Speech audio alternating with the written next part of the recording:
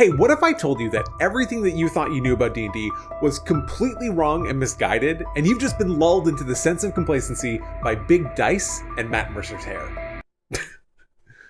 Obviously, none of that is true. I mean, except Matt Mercer's hair. One of the terms that gets thrown around a lot in the D&D community is immersion, and I think what I find most interesting about that is that nearly everybody has a completely different definition of what the term even means to them. A lot of people will say that immersion is when everyone at the table is fully locked in, they're speaking in character, they're engaging in roleplay, and they're feeling connected to the world. Others, though, are referring to more of the ambience of the situation, the lighting, the music, the mood, all of the things that come together to make you feel a certain way. And some might be thinking about more abstract concepts, like wanting to make sure that players and monsters are on the same playing field and playing all by the same rules to ensure that there is some kind of perfect equivalency being met. And some people are going to want all of those things. The point is that despite this being one of the most discussed and allegedly sought after elements of a D&D game, no one really knows what anyone else is talking about in regard to it. Even just a cursory skim of the comments on my YouTube channel show that there are hundreds and hundreds of mentions of immersion and how so many different things can be immersion breaking that if we took all of them in aggregate, we basically just wouldn't have a game anymore. It's like that fake quote that gets accredited to Pokemon creator Satoshi Tajiri, essentially saying that if they took everyone's idea for the perfect Pokemon game, then it would basically just end up being a totally and completely unplayable monstrosity.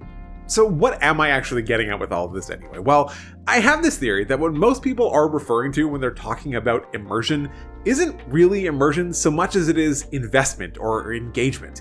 And I know that, yes, that sounds like a very herder Reddit kind of actually very nitpicky kind of thing to say, but I promise that I believe that there is some real impact here, and it can absolutely skew the way that players, and especially new ones, are looking at the game. About a week ago, I ran a poll on my channel asking people how important immersion was to them in their games, and of the roughly 1,500 people that responded at the time of writing, a combined 87% of people said that immersion was at least fairly important to them, with 15% of people saying that it was extremely important. Now, much to the chagrin of a few commenters, the question was left intentionally vague, but what I did find particularly interesting is that there were quite a few people that expressed the notion that immersion to them was almost like the pinnacle of the game, something that you couldn't even conceivably have D&D without, while others described it much more akin to the investment or engagement piece that we're describing earlier, and that's exactly what I was hoping for and what we're going to talk about today.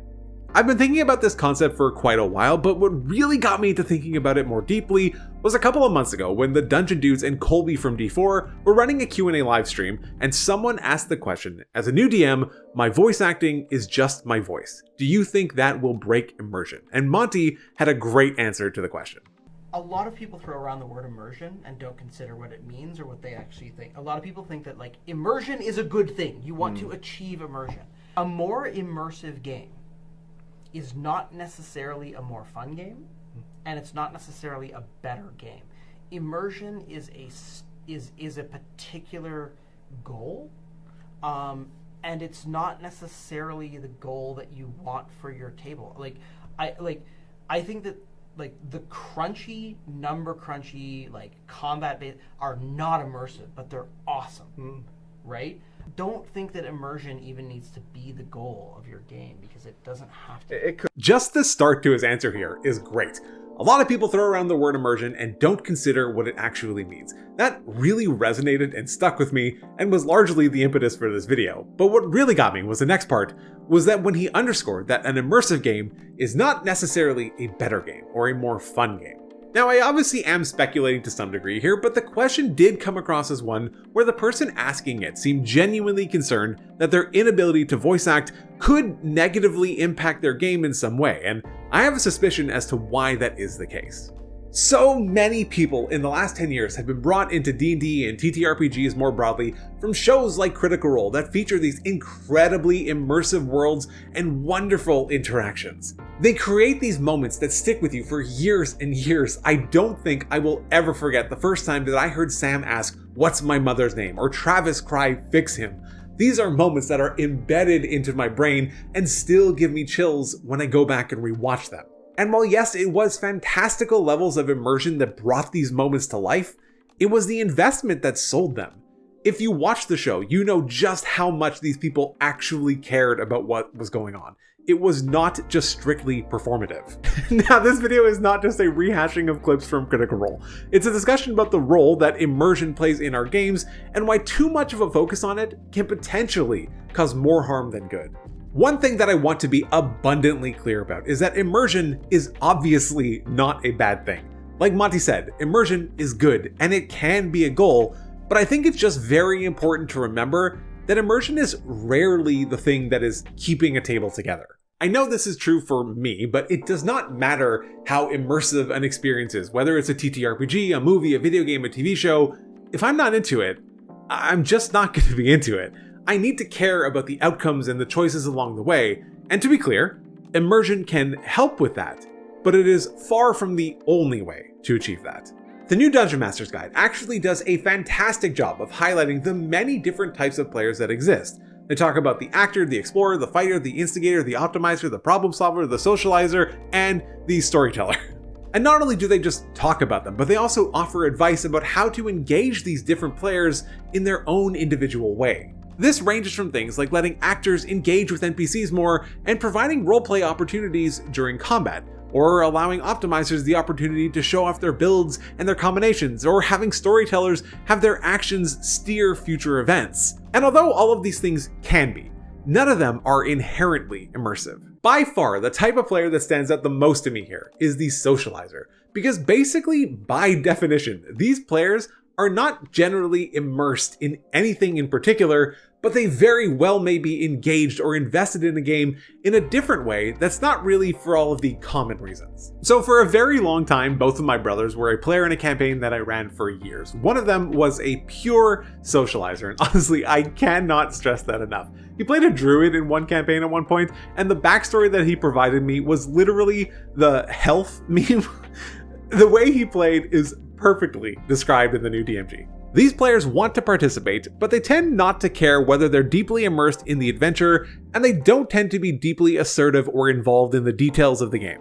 This is exactly the way that he played the game, but the amazing thing is that despite lacking any true sense of immersion in the typical sense, he still very much cared about the outcome. He played because he wanted to hang out with his friends and his family, and it mattered to the rest of us, so it mattered to him, even if all of the spectacle didn't matter. The point that I'm trying to drive home here is that if you assume that immersion is the most important thing, you do risk undervaluing the other elements of the game that might get people invested. A table full of deep role players might feel or sound immersive, but if one player at the table isn't really engaged in that and might prefer combat or puzzles or socializing, forcing immersion in that way might actually end up with a game that is less engaging.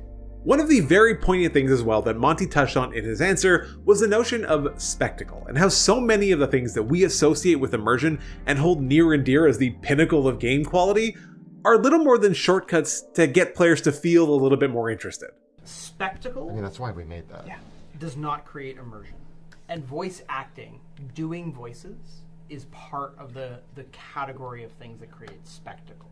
Spectacle creates an illusion that can catalyze immersion, but it is not what creates immersion on its own. It's much in the same way that like when you watch a movie that has a musical track, the music is cheating to create an emotional response.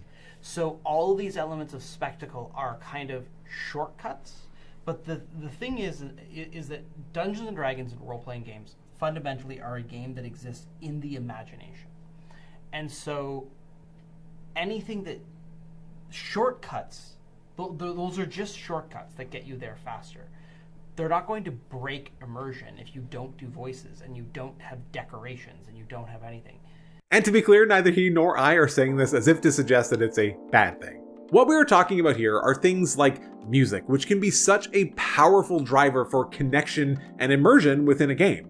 It's not that it dictates anything, but it helps to convey the feelings of a scene. Should we be feeling somber, anxious, or nervous, or amped or calm? Are we preparing for a massive boss fight, or maybe a little bit more of a light skirmish? Music conveys so much to a player, and it can be such a valuable tool to help players be bought into a moment and feel immersed.